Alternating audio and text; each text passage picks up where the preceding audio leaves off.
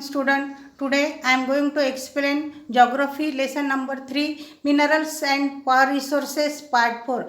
Now this lesson is so large, that's why I have divided this lesson in 5 parts that you should have to understand it properly. Now first part we had seen about the minerals, the distribution of minerals, what is mean by the mineral, and the minerals classified in the metallic, non-metallic minerals, ferrous, non-ferrous.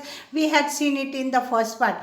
Now the second part and the third part we had seen the distribution of minerals there in various types of country, and in our country also there, at which place which minerals is getting it. Now in this part we have to see about the power resources. What is mean by the power? Power or energy plays a vital role in our lives. We need power for industry, agriculture, transport, communication and defense. Means for every part we need such a energy there, which a power were there. And without a power we cannot develop our country. These power resources may be broadly categorized as a conventional and the non-conventional resources. Now, power resources also like a mineral resources, it's also categories conventional and the non-conventional resources. Here, what is mean by the conventional resources? Conventional resources of energy are those which have been in the common use for a long time. Means for every day, a common we use for a long time we use it. That sources that is called the conventional sources. For example, fossil fuels and the firewood. Now in your textbook here one table is given there. First of all I will explain the table, and afterwards we can come on this another part. Here in the table written oil, the advantages of oil. First of all we have to see the advantages. What is the advantages of oil? It easier to transport and the basis of the petrochemical industry. Now see the picture of petrochemical industry.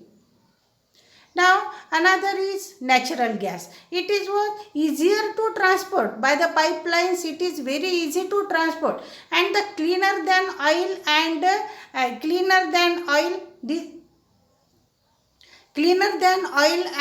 it costly and cheaper than oil also. Now see the picture of gas, natural gas.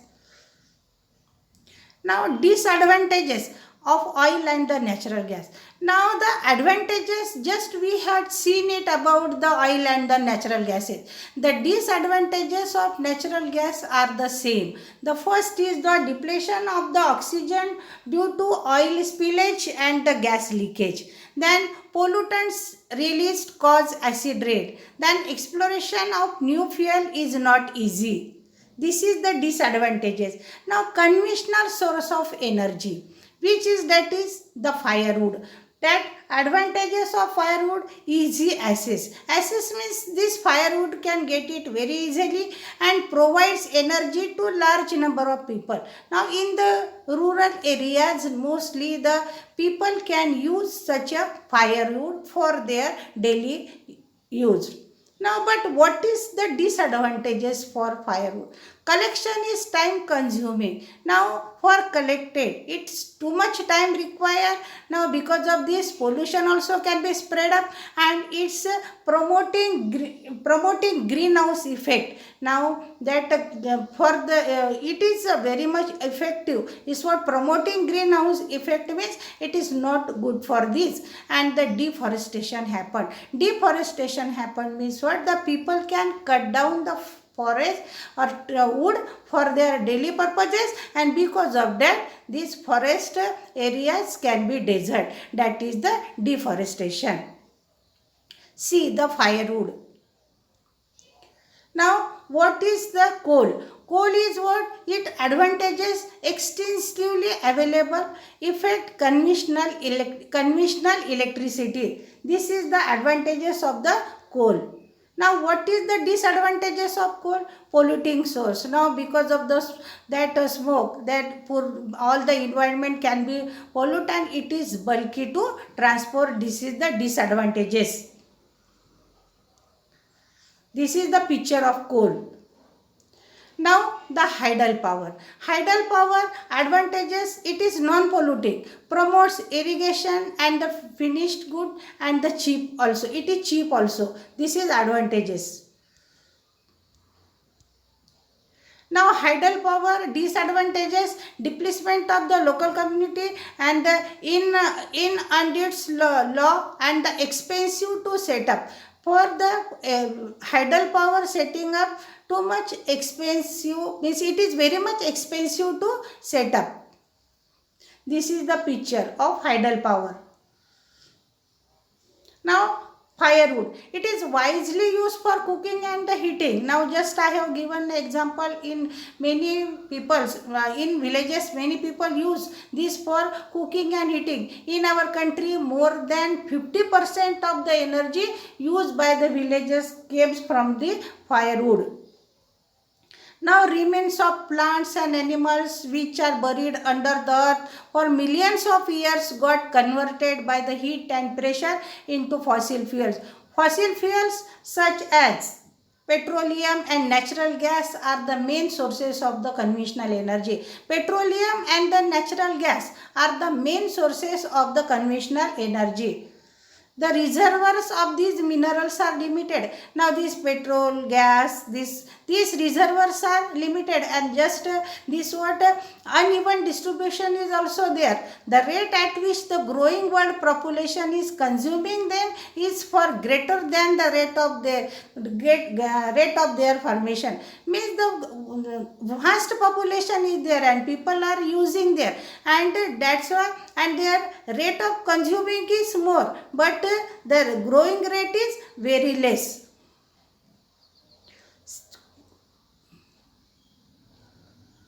Coal is the mostly found fossil fuel. It is used as a domestic fuel in industries such as iron, steel, steam engines, and to generate electricity. Electricity from coal called thermal power. Now the from the coal which electricity get, that called the thermal power. The coal which we today use was from millions of years when the giant ferns and the swamps got buried under the layers of the earth. So coal is called the buried sunshine. Now the coal, it is called the buried sunshine. That is what because from getting from it is a very wealthy minerals, and whenever it's get it from the mines, the people get more energy. People can produce the electricity, that the thermal electricity, that is say, and that's why it is say the buried sunshine.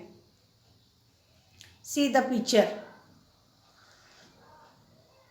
Now the leading coal producers of the world. Now which are there? Which countries are there? That is the China, USA, Germany, Russia, South America and France. Now areas of India which is, that is the Raniganj, Jhaira, Dhanabad and the Bokaro.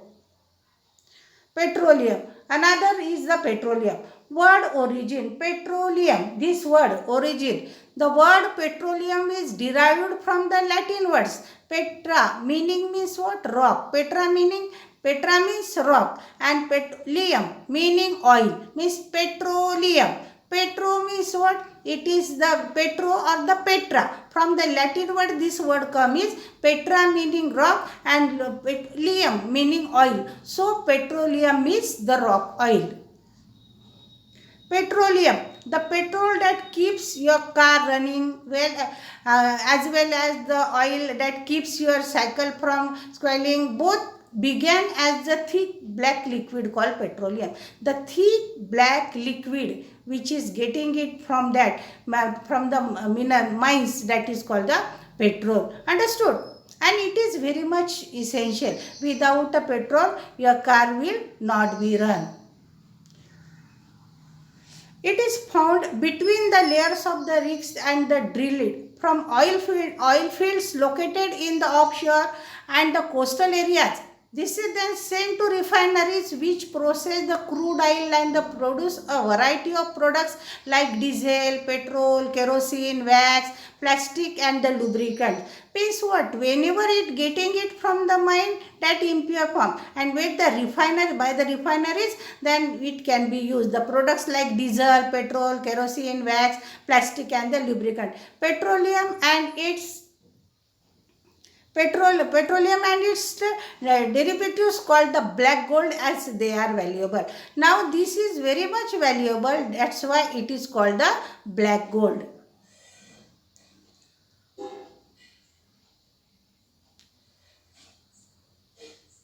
Petroleum producing country, the which countries are producing petrol, that Iran, Iraq, Saudi Arabia and the Qatar. And in India, Digboi in Assam, Bombay High in Mumbai and the deltas of Krishna and the Godavari rivers, here the petroleum can be produced. See the picture.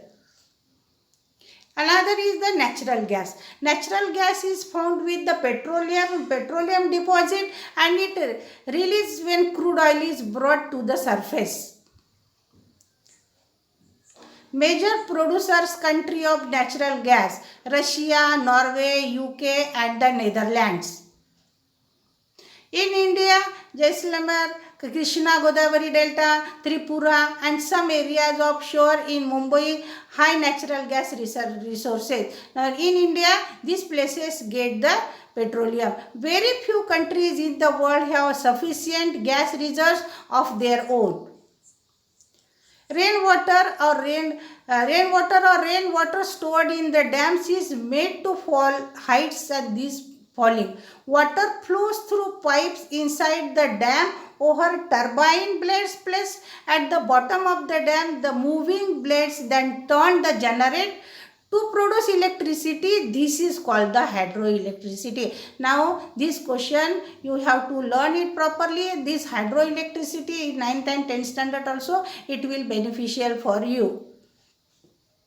The water discharge after the generation of electricity used to irrigation. Now this is used for the generation, is what this electricity is for used for irrigation. Whenever there is a less rainfall, at that time people can be use this water for the irrigation. And 1/4 of the world's electricity is produced by hydropower. The leading producer by hydropower in the world are, now which countries are there which are the leading producer? That is Paraguay, that Norway, Brazil and China.